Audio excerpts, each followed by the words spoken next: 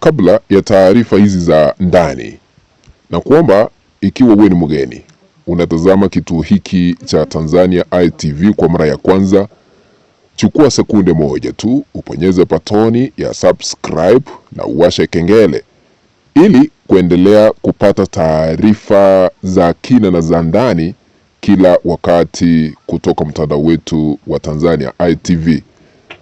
Cha kuzingatia, usisahau kuponyeza alama ya like na asanteni sana. Karibu. Sasa kuna habari za ndani zimefika katika nyumba ya matangazo ama kituo chetu cha utangazaji tunapopeperusha matangazo haya kutoka Mbeya, Tanzania. Habari hizi za ndani zinasema ya kwamba Trump anataka kumkamata rais wetu wa Tanzania ambaye anaitwa Samia Suluhu Hassan pamoja na rais mwingine anaitwa Yoweri Museveni wa Uganda. Kwa nini marais hawa Trump anataka kuwakamata? Unapotazama tunafahamishwa ya kwamba baada ya Iran, nizamu ya Afrika Mashariki nimepokea na kusikia kilio chenu. Yaani huyo ni Donald Trump anasema ya kwamba akimalizana na Iran atafika zamu sasa katika eneo la Afrika Mashariki ili kusaidia wananchi wa Afrika, huku akiendelea kusema ama vile imeandikwa hapo, rais wa Marekani Donald Trump kupitia msemaji wa ikulu ya White House Karoline Leavitt amesema wamechukizwa na mtiririko wa malalamiko ya wanaharakati, wanasheria, taasisi mbalimbali na baadhi ya watu maarufu juu ya kinachoendelea Afrika Mashariki katika nchi ya Uganda na kile kilichotokea Tanzania wakati wa uchaguzi wa Oktoba 29 mwaka jana. Trump amesema akimaliza jukumu lake huko Iran, nizamu ya Afrika Mashariki, akiongea kwa kusema anataka yeye awe rais pekee wa Marekani atakayeweka sawa demokrasia katika nchi zote ambazo watu wanatawala kwa mabavu, huku wananchi wao wakiwa si kitu kwao, wanachojali ni madaraka tu. Sasa hii ni habari ambayo imetoka Marekani kupitia msemaji wa ikulu ya White House Karoline Leavitt. Amechukizwa na matendo ambayo yanaendelea Afrika Mashariki, akizingatia Tanzania na taifa la Uganda. Kwa nini?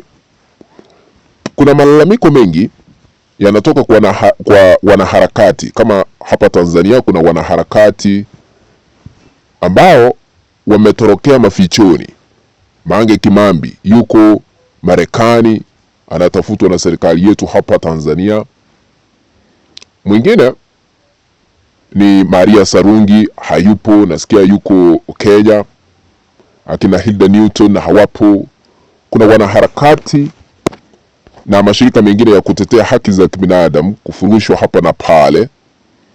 Sasa kwa sababu mauaji yalishuhudiwa Tanzania na mauaji mengine yameshuhudiwa taifa la Uganda, sasa Marekani imethibitisha kwamba watawakujia Samia Suluhu Hassan na Museveni ili kuhakikisha demokrasia imekita mizizi na masuala mengine kama utawala wa kimabavu umefikishwa mwisho, ili wananchi waweze kuishi kwa uhuru, kwa sababu mataifa haya mawili yaliweza kujinyakulia uhuru ambao sasa hivi wanakandamizwa na kunyumwa kupitia wale ambao wanadaiwa kukaa viti vile vya enzi ikulu.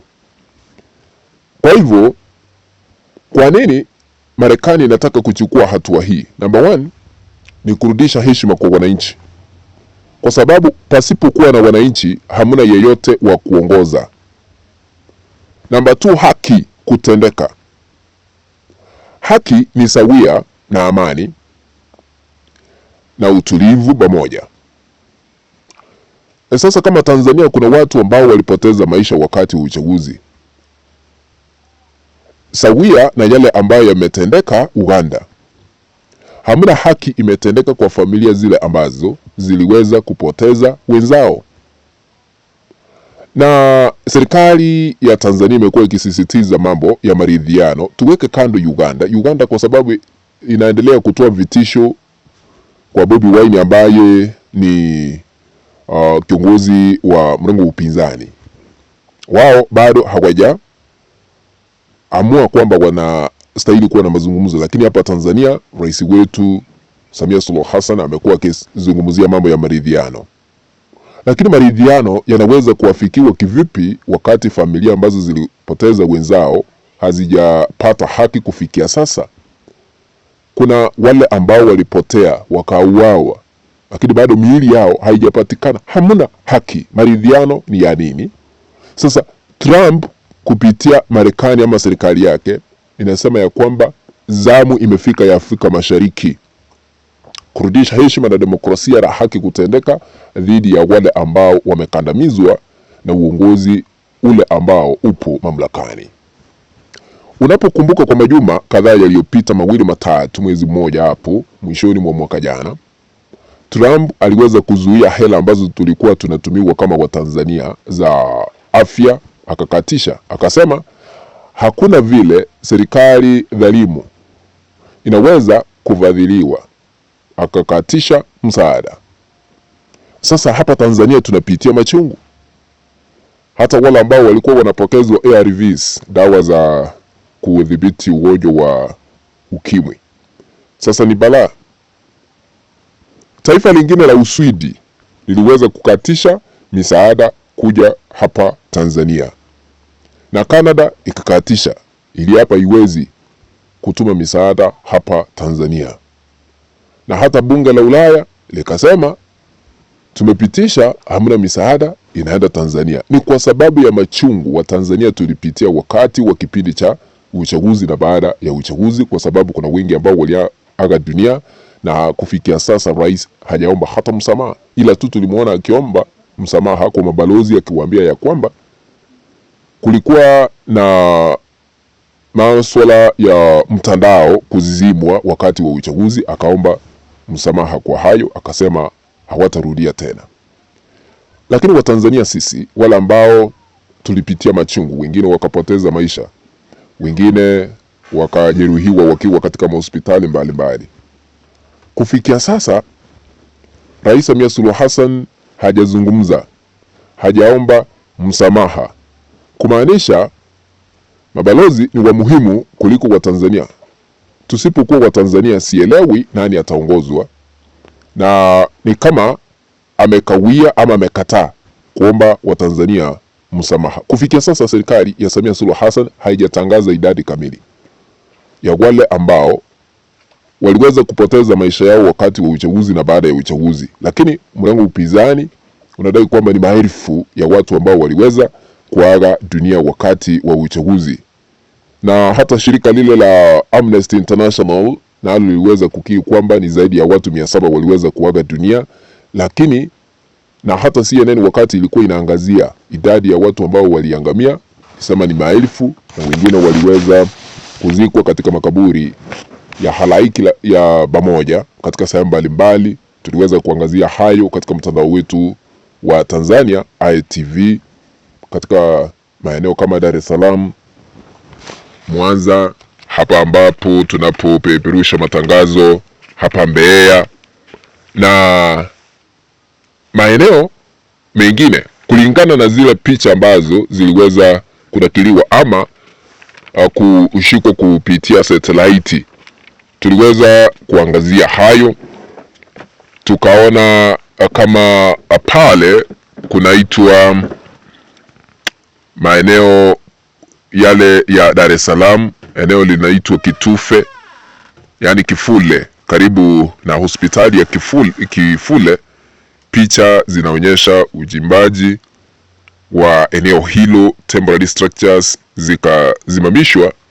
Kama ni Arusha, eneo la Tengeru karibu na chuo cha kilimo, uwepo wa mtambo wa kuchimba ardhi excavator eneo moja lile, tuliweza kuona kwa picha zile ambazo ziliweza kuchukuliwa kupitia PlanetScope, Planet Labs, Google Base Maps. Na njia hii huwa inatumika sana na vyombo vya habari vya kimataifa kama CNN, BBC, mashirika ya haki za kibinadamu. Tuliona hayo kwamba kuna miili iliweza kuzikwa karibu na taasisi za umma, hospitali, maeneo wazi yasiyo na shughuli za kawaida, kumaanisha misituni. Haya yote ndiyo yanachangia Trump kufika Tanzania kuchukua hatua, Trump kufika Uganda kuchukua hatua ili kuleta uwazi. Naomba tu nitamatishie hapo, tukutane baadaye, lakini ikiwa hauja subscribe, chukua sekunde moja ama mbili tu, uponyeze patoni ya subscribe na uwashe kengele ili kutaarifa hizi tunapoziweka utakuwa unazipata kwa kina kabisa. Tanzania ITV ni kituo ambacho kinatoa siri zote, na usisahau kubonyeza alama ya like. Asante.